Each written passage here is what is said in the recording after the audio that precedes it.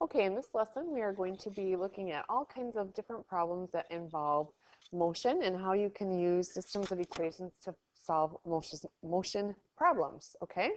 So the first thing you need to know is that there's this basic formula that we always work off of whenever we're doing problems about things in motion, and it goes like this. Distance equals rate times time, okay? So just know that that is a really basic formula that they kind of expect that you would know. Of course, you can rearrange that formula if you want it to solve it for r. I would divide both sides by t, and then r would be distance divided by t. Or, of course, time would be distance divided by rate, too. So you can manipulate that formula, but that's the basic formula that we're going to be using in all of these problems, okay? So first of all, we're just going to read this problem. It's about John and Eleanor, who drive a total of 777 miles in 13.2 hours. John drove the first part of the trip at 55 miles an hour, and Eleanor drove the rest of the trip at 65 miles per hour.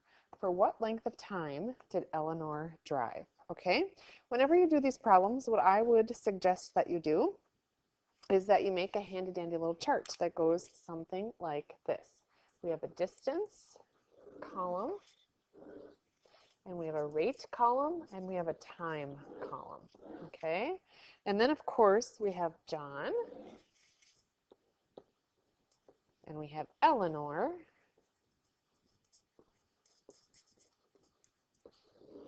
and then we're going to have another row for total. Oops, okay.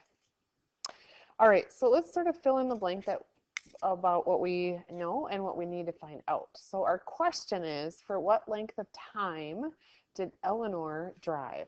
So I want to know Eleanor's time, so I'm going to put the X right there. So X will stand for Eleanor's time, okay? Then let's fill in some things that we know. We know that the total time was 13.2 hours, okay? And I don't know John's time, but here's the deal. Let's just pick some numbers. If the total time was 13.2 hours and Eleanor drove 3 of those hours, then you would subtract that 3 from 13.2 and John would have driven 10.2 hours, okay? Since I don't know how long Eleanor drove, all I know is Eleanor's time gets taken away from the total to figure out John's time. And so John's time would be the total time, which is 13.2, minus however far that Eleanor drove. And I don't know how much time she drove, but I know that I have to take that off of the total time to figure out John. Okay?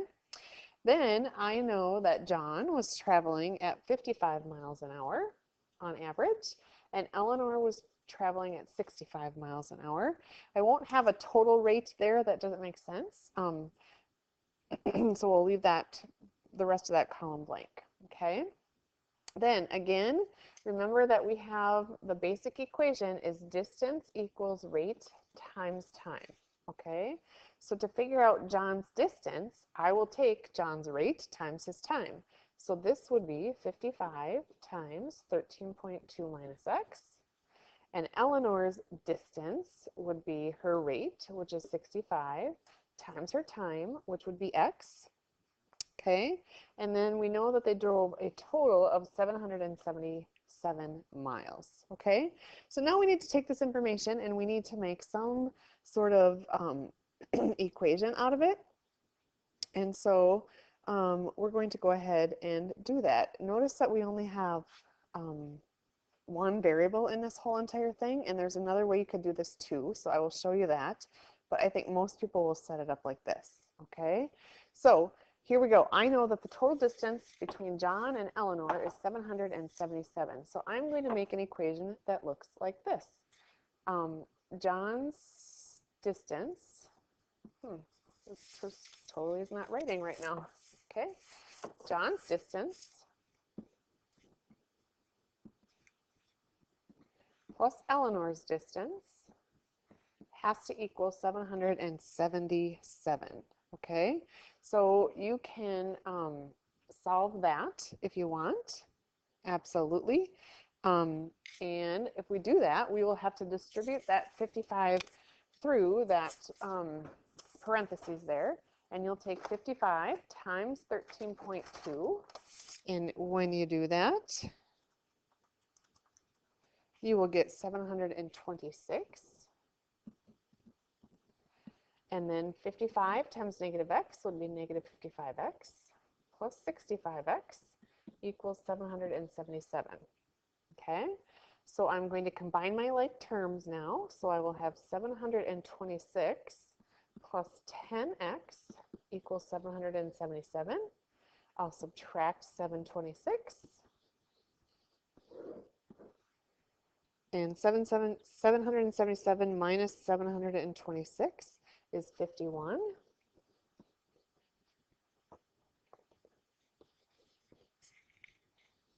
All right, divide by 10.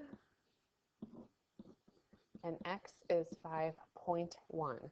Okay, now you need to think about units here because we need to answer the question appropriately. So the question that it was asking us is, for what length of time did Eleanor drive? And that's this right here. We gave our time in hours in this case. So basically what I know is that Eleanor drove 5.1 hours, a little over 5 hours. Okay? And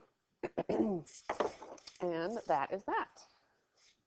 Okay, here's another one that will be sort of similar to this. A motorboat can go 10, actually this one's not very similar. A motorboat can go 10 miles downstream in a river in 20 minutes. So I want you to think about, we're just going to stop right there and think about the speed that the motorboat is traveling. Okay, so the speed of the boat when it's going downstream would look like this. It's going 10 miles in 20 minutes. Okay, and if I want to convert that to miles per hour, then I will multiply this by 60 minutes so that there's 60 minutes in 1 hour. The minutes will cancel, and then I'll go 10 times 60 divided by 20, which of course would be 30 miles per hour. Okay, and this is downstream.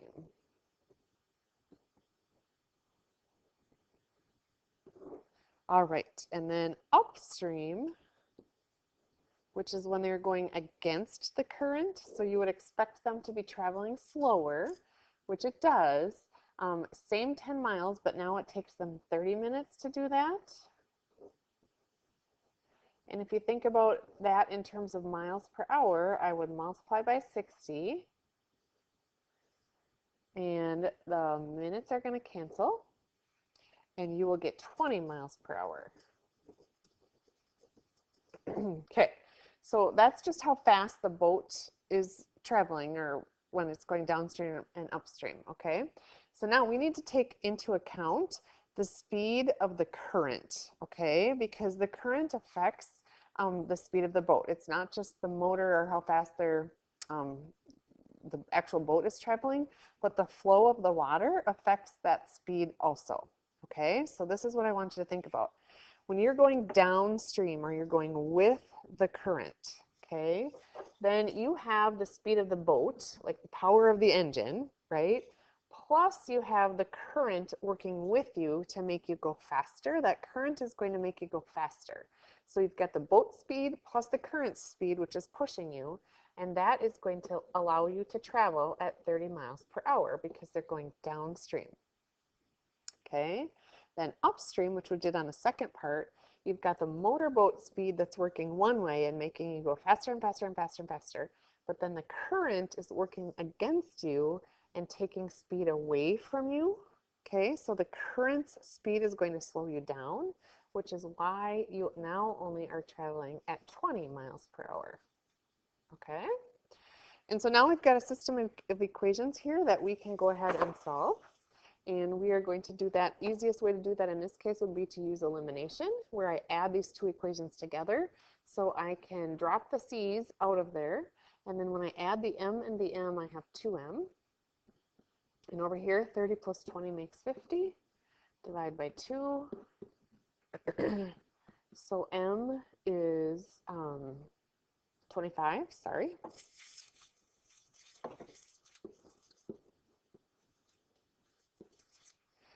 Okay, and you need to make sure that you've answered the question.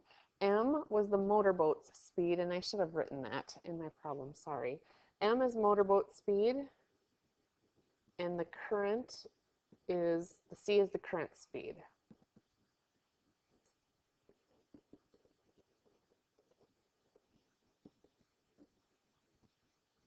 Okay, so have I answered the question when I've solved for M? The question was find the speed of the boat. And M did stand for the speed of the boat, so I have already solved that. If it asked me for the speed of the current, I would need to take this M value and plug it back into one of the equations and figure out the speed of the current, which it might do in your accelerated math, just to let you know, okay? But there's the motorboat speed right there. All right, our next one, we've got two trains that are leaving the station that are going 65 kilometers per hour. 6 hours, train A leaves the station, 64 kilometers per hour.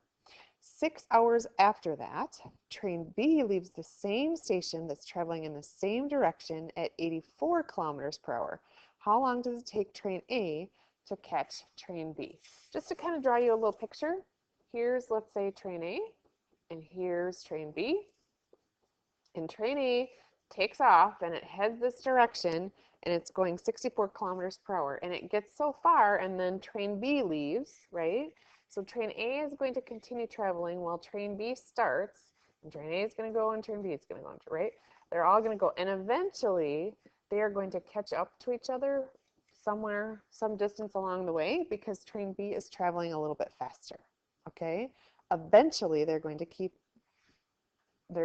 catch each other. All right, so we're going to start by making one of our tables again. And again, we're using that distance equals rate times time. And we'll just make a column for distance and a column for rate and a column for time. And this time we have train A and we have train B. It really helps to organize your data this way so that we can figure that out. All right, so the question is, how long will it take train B to catch train A? All right, so we need to kind of figure that out. I don't know what that distance is, okay? I really don't know what that distance is, but let's fill in what we do know, okay? Train A travels at 64 kilometers per hour, so its rate would be 64. Train B travels at 84. Okay. I know that their distances are equal. Okay. That much I know. And I don't know how long train A is going to travel for. I have no idea how long train A is going to travel for, so I'm just going to put an X there. And I need to remember that distance equals rate times time. So I can take my rate times my time to figure out my distance, which would be that. Okay. And then this is where people go wrong all the time. I don't know how long train A traveled, but train B left 6 hours later. And people want to take train A's time and add 6 to it since it left 6 hours later. But you need to think about how long the train was on the track. Okay?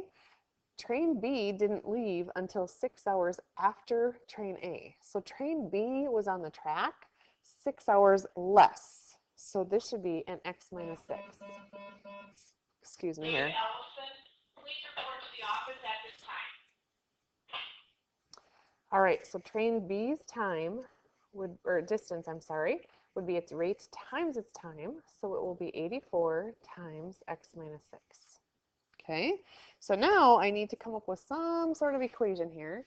And what I know is that when these trains catch each other at this spot right here, the distance that they've traveled will be the same. The time it takes to get there won't be, but the distance that they've traveled will be the same.